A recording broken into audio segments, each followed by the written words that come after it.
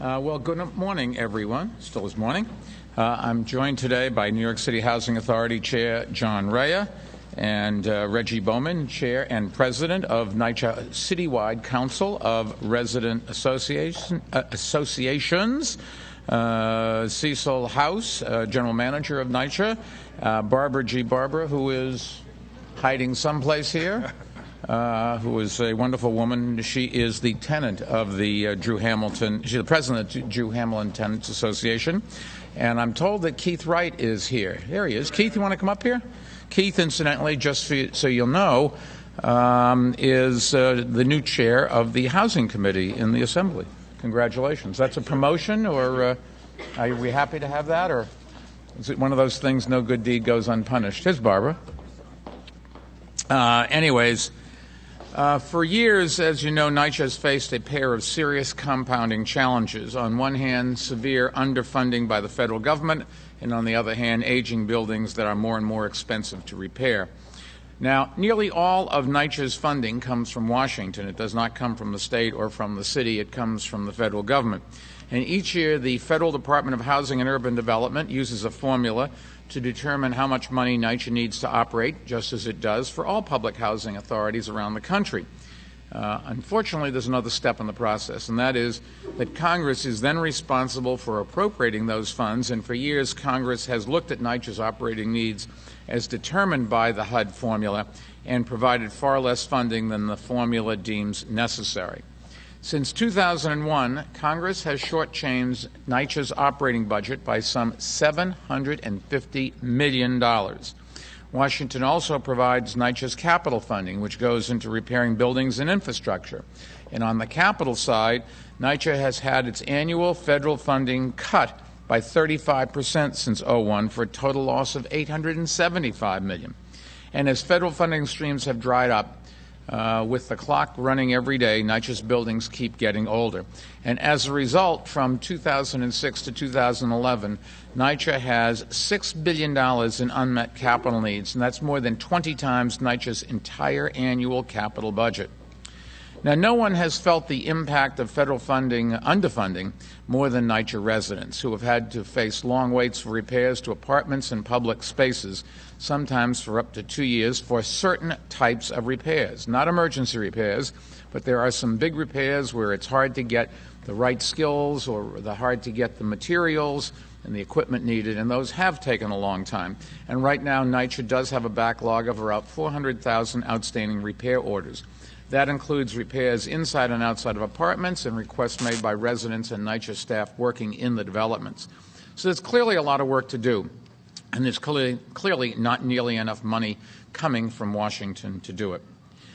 This is the situation facing public housing in cities around the country. And some of those cities, like Chicago, St. Louis, and Baltimore, have responded, but they responded in a different way than we've responded. They're demolishing their public housing. New York City has gone in a different direction. For the 11 years of our administration, we have not turned our backs on public housing for a second, and we won't this year either. At the end of 2011, the Housing Authority released Plan NYCHA, its blueprint for keeping public housing strong even in the face of federal neglect. And a big part of Plan NYCHA involves identifying savings from office operations and redirecting them into repairs. We've got to deal with the fact that the federal government's not giving us the money. We've got to deal with the fact that our expenses keep going up. But we are not going to walk away from NYCHA. We're not going to destroy our housing or let people suffer. What we did do is NYCHA brought in a team from the Boston Consulting Group to work with staff to identify savings and to think about ways to restructure maintenance operations to get repairs done more efficiently. And I commend Chairman Reya for doing that. We need to get an outside opinion. Boston Consulting Group is a very good organization, and some of their ideas, which I'll talk about in a second, really have resulted in us repurposing, moving things around, and saving money and using that money towards fixing up the inevitable decline with age in any building. I commend John for also hiring Cecil House, who brings a wealth of operations experience to the agency. And he really has been a breath of fresh air and done great work since coming on board. And we've already seen the impact of these steps.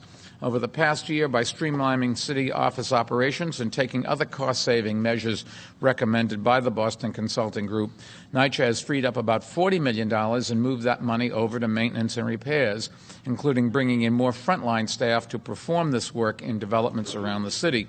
And today we're announcing a comprehensive action plan which we think will tackle the repair backlog head-on. In fact, NYCHA's objective is to virtually eliminate the entire backlog of essential repair requests by the end of the year. That's the essential ones. There's always going to be more things popping up every single day, and with time, the more things are going to grow in number because these buildings just keep getting older. The action plan has other ambitious but we think fully achievable goals. NYCHA's objective is to permanently reduce the average wait time for repair work to a week for minor corrective repairs and 2 weeks for repairs needing skilled tradesmen. And by the time the plan is fully enacted, NYCHA intends to be responding to emergency repair requests within 24 hours. As it is, NYCHA already responds to emergency repair requests about 90% to 90% of the emergencies within a day, and we will try to get that to 100%. More complicated repairs that require special equipment or trade workers, as I said before, sometimes take longer. But the fact is, the fact of the matter is that NYCHA already responds to nearly all emergency repairs within a day. With this initiative, they plan to close that gap, and a combination of measures are involved in this action plan, which include making sure the right materials and equipment are always available when they're needed, improved scheduling and coordination of skilled trades workers, and hiring more workers to make repairs. So as the work advances, NYCHA will be posting quarterly reports on its website, which you'll be able to visit by going to nyc.gov. But we plan, when we finish this administration's term in office, to leave NYCHA housing in as better condition than it's been in many, many years. And I think we really can do that. Now, there's no question that NYCHA faces significant challenges, but I think there's also no doubt that the Housing Authority has done a tremendous amount to right the fiscal ship and keep public housing moving forward. And a lot of the credit is due to the NYCHA team for coming up with viable solutions like this action plan to keep public housing strong under very difficult circumstances. And incidentally, that includes their work during Hurricane Sandy. NYCHA developments were hit hard by the storm.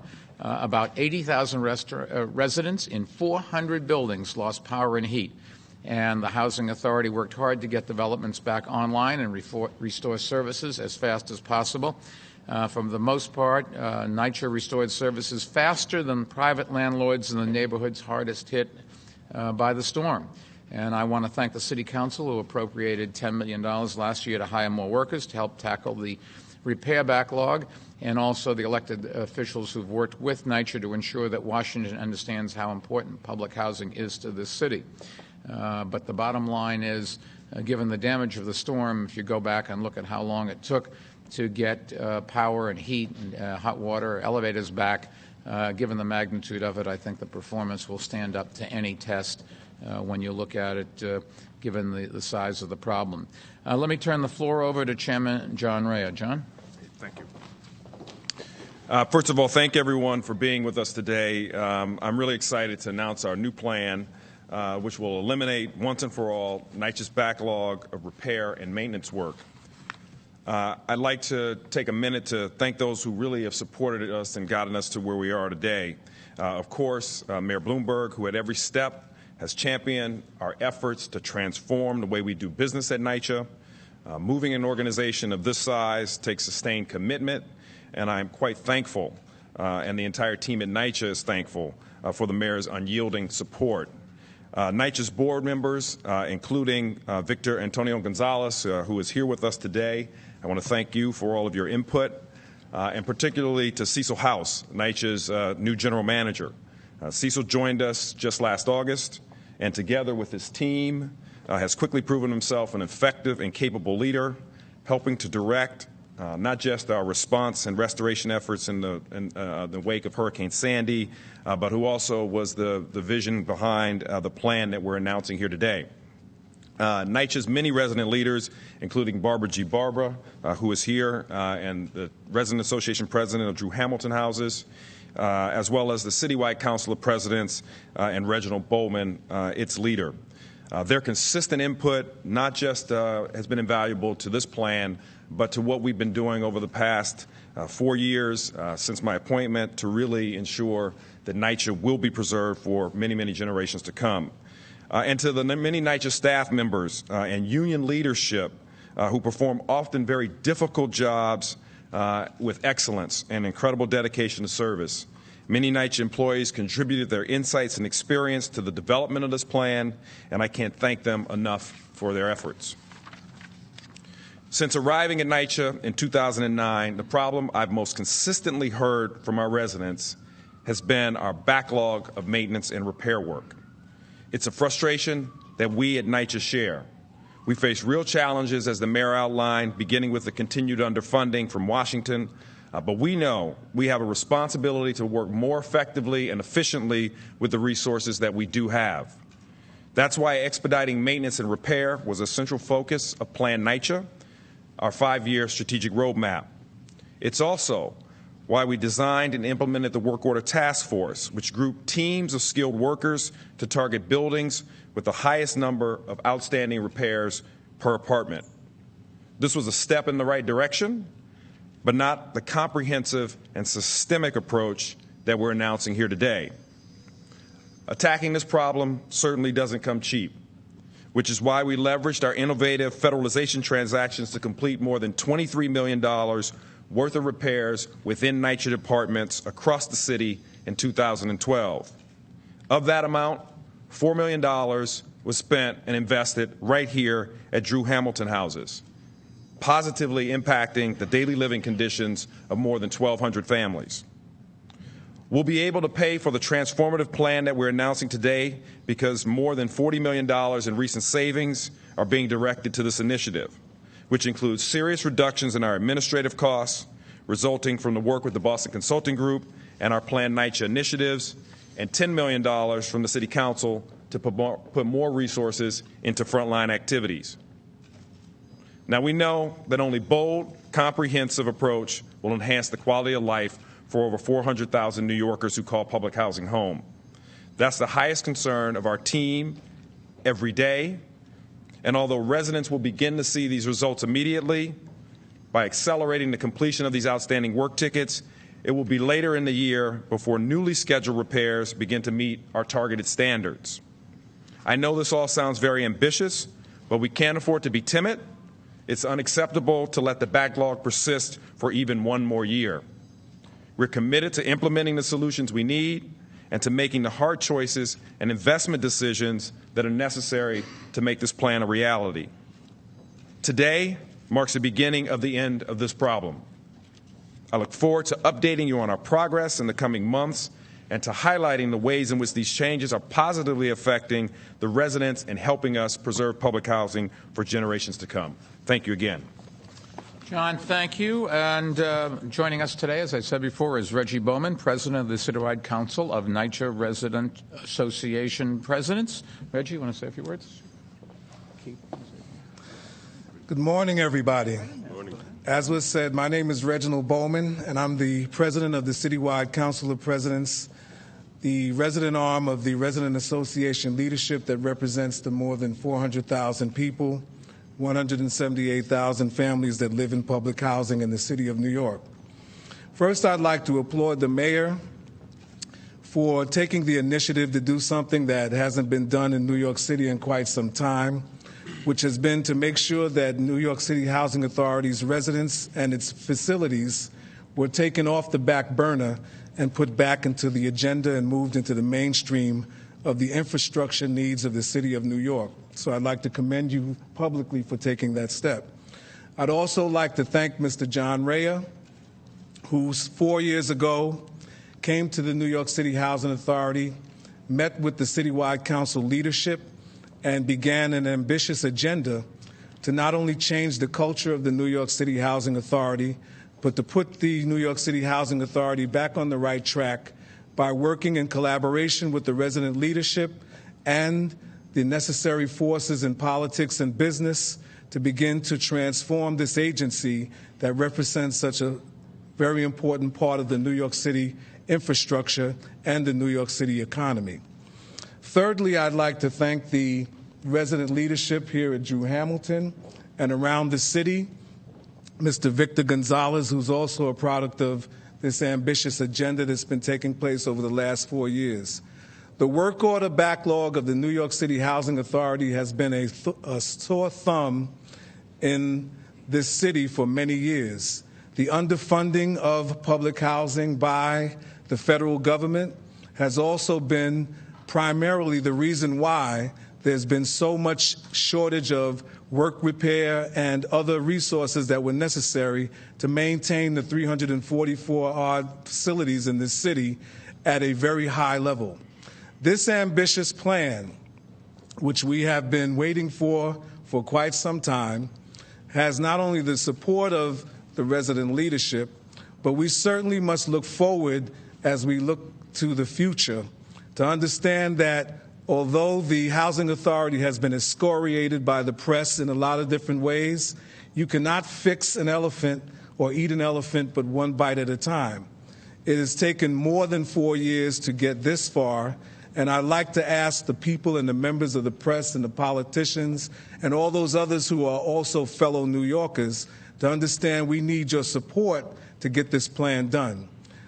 As I said, again, I'd like to applaud the mayor, the team at NYCHA and the residents' leadership, and certainly all those who have been supporting us in this endeavor, and look forward to seeing this plan get off the ground. And I'm glad to see that this has started in the beginning of the year, and it shows people one thing, that the priorities of New York City have included one of the largest interest groups that do exist here, which is the people of public housing. Thank you very much. Reggie, thank you. And Keith Wright, who is the new chairman of the Housing Committee for the State Assembly. Reggie? Keith? Thank you, Mr. Mayor. Good morning. This is indeed good news. I want to thank the mayor. I want to thank John Reya for being able to free up this money. I certainly want to thank the resident leadership, in particular Ms. Barbara Barber, for all her activism, all her zealous fighting, not only for this particular housing authority development, but all housing authority developments in this city. You know, housing authority NYCHA buildings are not just brick and mortar. They're made up of some of the hardest working folks, just trying to get to work in the morning, people trying to go to school, and just trying to live each and every day in New York City, which is one of the most challenging things to do each and every day. I remember 20 years ago, in this building in particular, Barbara and I walked into this building, no intercoms, mailboxes all over the place. We took the elevator up halfway because it couldn't go up to the top floor. We walked up to the roof, went in, the roof door was open, and we walked around, and she was giving me a tour. So work orders are something that my office hears about all the time. The backlog of work orders, something we hear about all the time. The frustration that these residents go through each and every day. I actually sit in the management office, and I've been kicked out of a few. Been kicked out of more than a few. So now I can go back to those management offices and say, listen, the mayor said we're going to get this cleaned up. And let's see if they kick me out, Mayor. Huh? You're going to kick me out this time? I'll be there with you. You'll be there with me. All right. So this is good news. I'll be with you as long as I can. I understand that. And that has been said to me on many an occasion. So as chair of the Housing Committee, the brand new chair of the New York State Assembly's Housing Committee, be assured that public housing will be a particular focus of mine. I live next door to public housing all my life. I live in the same old rent-stabilized apartment that I grew up in. I'm not going to tell you my rent right now, but it's exactly $1 a month rent. Anyway, but public housing has been very important to me. It's been an important influence on me, and they not only deserve the best, they deserve the best that we can give them as a city because they give the best to us as a city. Thank you. Thank you, and I should point out we're joined by Council Member Robert Jackson. Robert, welcome. Let me just summarize the announcement for our Spanish-speaking New Yorkers. Años de reducciones en fondos federales han aumentado los tiempos de espera en las reparaciones para residentes de viviendas públicas. Hoy anunciamos un plan de acción para completar todas las reparaciones antes de finalizar este año y reducir permanentemente los tiempos de espera para reparaciones. And with that, we'll take